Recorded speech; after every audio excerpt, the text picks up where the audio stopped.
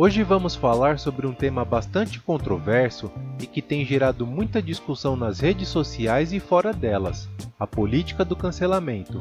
A política do cancelamento é um termo relativamente recente, mas que ganhou ampla notoriedade nas mídias sociais e no debate público. Embora promovida como uma forma de responsabilização social, a política do cancelamento tem gerado controvérsias devido aos seus métodos e consequências. Vamos explorar o que é, como funciona e, principalmente, os efeitos que ela pode ter na sociedade e nas vidas individuais. Então se ajeita aí que o assunto é polêmico e confesso que estou com receio, mas vamos nessa. O que é a política do cancelamento? Para começar, precisamos entender o que é essa tal política do cancelamento. De forma simples, cancelar alguém significa retirar o apoio ou boicotar uma pessoa, geralmente uma figura pública, devido a ações ou declarações consideradas ofensivas ou inapropriadas. Isso pode acontecer por diversos motivos: racismo, sexismo, homofobia ou até mesmo por opiniões controversas. Talvez o nosso primeiro brasileiro que sofreu com isso, antes da popularização do termo, tenha sido o cantor Wilson Simonal, na década de 1970. Olá para você, meu nome é Rafael, seja bem-vindo ao canal. Vamos lá! Origem e definição. A política do cancelamento surgiu com o aumento das mídias sociais, onde qualquer pessoa pode expressar suas opiniões e mobilizar outras em torno de causas específicas. Inicialmente, era uma forma de denunciar comportamentos inapropriados ou ilegais, especialmente em casos onde os sistemas tradicionais de justiça falhavam. No entanto, com o tempo, essa prática se expandiu para abarcar uma ampla gama de comportamentos, muitas vezes com critérios nebulosos e punições severas. A política do cancelamento não é exatamente uma novidade. Desde sempre, a sociedade tem encontrado maneiras de punir aqueles que violam normas sociais. No entanto, com a ascensão das redes sociais, esse fenômeno ganhou uma nova dimensão. O que antes era um ostracismo local, agora pode se tornar um linchamento virtual global. Vamos voltar um pouco no tempo. Você lembra quando as redes sociais começaram a ganhar popularidade? No início dos anos 2000, eram plataformas para nos conectarmos com amigos e familiares, compartilhar fotos e momentos especiais, como era na rede social Orkut. Lembra dela? Era um fenômeno. Mas com o passar do tempo, essas plataformas se tornaram arenas de debates acalorados, discussões políticas e, eventualmente, tribunais públicos. A dinâmica do cancelamento. A política do cancelamento geralmente segue um roteiro bem definido. Primeiro, alguém, geralmente uma figura pública, faz ou diz algo considerado ofensivo. Esse ato é capturado e compartilhado nas redes sociais, onde rapidamente se torna viral. Em seguida, surge uma onda de indignação, com pessoas exigindo desculpas, demissões ou até mesmo o boicote total da pessoa ou da empresa envolvida. Mas por que isso acontece? Em parte, porque as redes sociais amplificam vozes e opiniões. Algo que antes poderia ter passado despercebido, agora pode alcançar milhões de pessoas em questão de horas. Além disso, há um sentimento de justiça, de corrigir erros e responsabilizar aqueles que têm poder e influência. O lado sombrio do cancelamento. Até aqui, a política do cancelamento pode parecer um mecanismo de justiça social, certo? Mas há um lado sombrio nisso tudo. Primeiro, o cancelamento muitas vezes não permite redenção. Uma vez cancelado, é difícil para alguém recuperar sua reputação, mesmo que tenha mostrado remorso ou tenha tentado fazer as pazes. A internet não esquece. Embora no Brasil há casos de ocorrer o descancelamento, dependendo do seu lado político. Caso contrário, o cancelamento permanece. Além disso, o cancelamento pode ser extremamente prejudicial para a saúde mental das pessoas. Imagine ser alvo de uma enxurrada de ódio, ameaças e xingamentos. Isso pode levar a sérios problemas de saúde mental, incluindo depressão e ansiedade, como no caso da Jéssica Canedo. Lembra dela? A jovem do caso envolvendo o portal de entretenimento e fofoca chamado Choquei e o humorista Whindersson Nunes. A Jéssica não suportou o ataque virtual em massa, ocorrido em dezembro de 2023, e decidiu acabar com tudo, não estando mais entre nós. Ela tinha apenas 22 anos. Outro exemplo foi o caso do comediante Kevin Hart.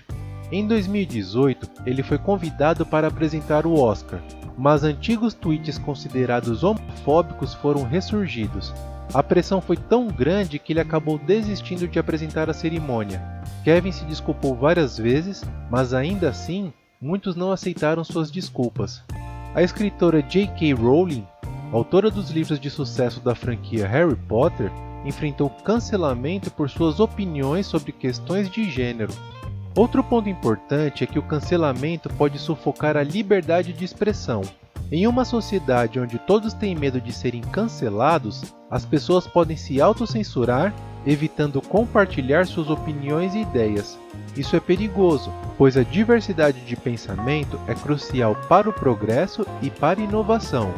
Agora, recentemente nas Olimpíadas da França, a nossa skatista brasileira Raíssa Leal, conhecida como Fadinha, disse em linguagem de sinais que, abre aspas, Jesus é o caminho, a verdade e a vida, fecha aspas.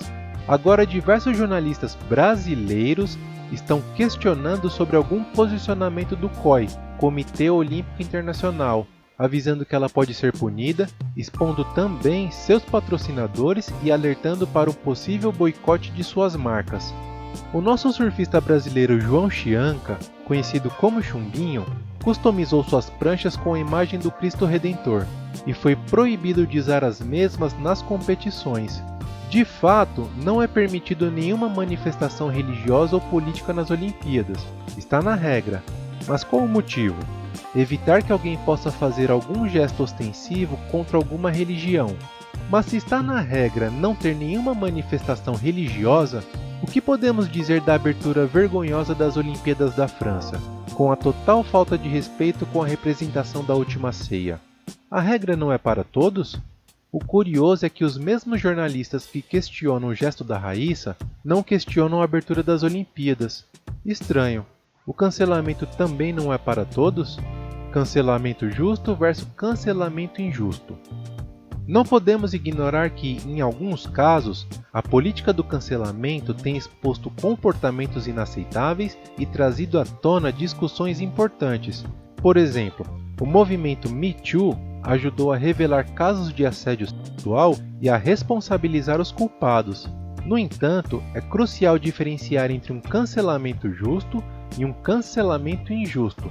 Um cancelamento justo ocorre quando há evidências claras de má conduta e a pessoa tem a oportunidade de se defender e aprender com seus erros. Já um cancelamento injusto é quando alguém é penalizado de forma desproporcional, sem chances de redenção ou sem que haja uma análise cuidadosa dos fatos. Caminhos para um debate saudável. Então, como podemos lidar com a política do cancelamento de maneira mais saudável? Primeiro, precisamos promover a empatia e o diálogo.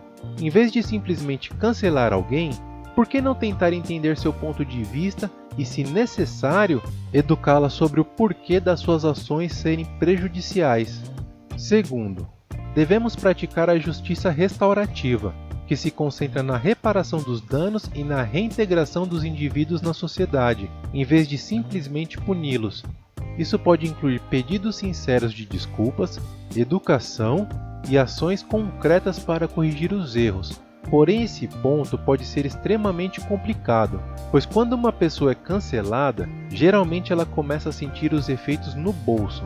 Perde patrocínios, convites para trabalho são cancelados, seus shows, filmes, peças teatrais são boicotados e, por conta disso, a pessoa cancelada pode sair pedindo desculpas pelo que fez e até pelo que não fez, só para evitar de perder mais dinheiro ou continuar relevante perante a sociedade, o que muitas vezes não significa que ela está de fato arrependida pelas suas falas ou atitudes.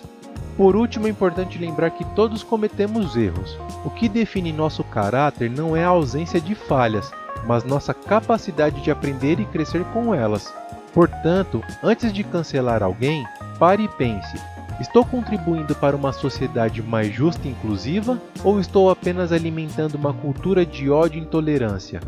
A política do cancelamento, embora inicialmente bem intencionada, revelou-se uma arma de dois gumes, muitas vezes causando mais danos do que benefícios.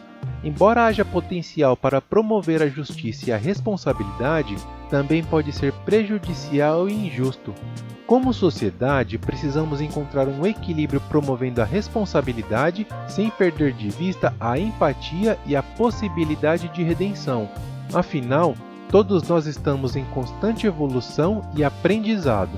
E você? O que pensa sobre a política do cancelamento? Deixe um comentário com a resposta e vamos continuar essa conversa nos comentários. Se você gosta do nosso conteúdo e de alguma forma esse vídeo foi útil e relevante para você, considere apoiar o canal e fazer uma contribuição via Pix. Sua ajuda é fundamental para continuarmos trazendo conteúdo de qualidade. Vou deixar também o Pix na descrição do vídeo. Muito obrigado pelo seu apoio e obrigado por chegar até aqui. Quer ver mais vídeos incríveis? Deixe um like e se inscreva no canal.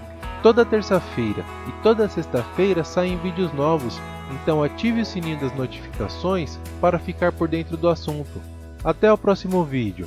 Tchau!